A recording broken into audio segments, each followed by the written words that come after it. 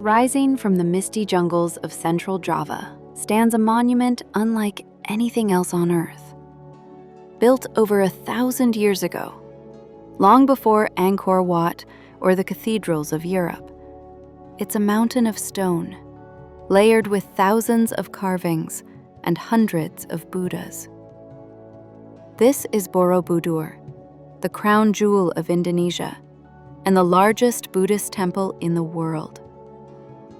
Constructed in the 9th century during the Śailendra Dynasty, Borobudur wasn't built to be seen from afar.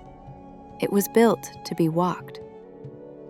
Pilgrims begin at the base, circling each level clockwise, symbolizing the journey from the world of desire toward enlightenment. As they climb, the carvings tell stories of human life, kings, merchants, and lessons of karma and rebirth. With each step upward, the imagery becomes simpler, quieter, until they reach the top, a circular terrace surrounded by 72 stupas, each holding a meditating Buddha.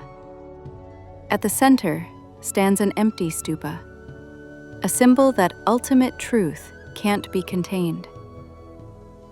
For centuries, Borobudur was lost beneath volcanic ash and jungle. It wasn't until 1814 that British explorer Thomas Stamford Raffles heard rumors of a mountain of statues and led its rediscovery.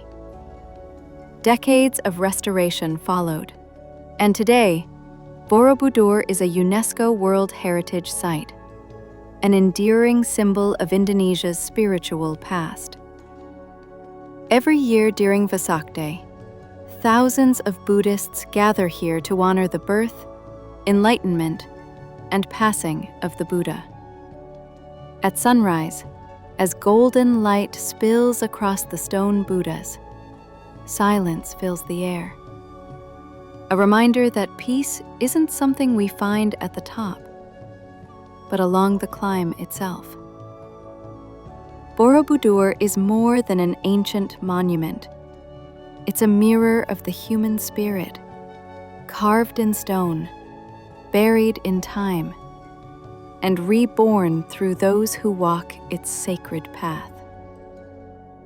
If you ever make it to Java, take that walk and see what the mountain reveals to you.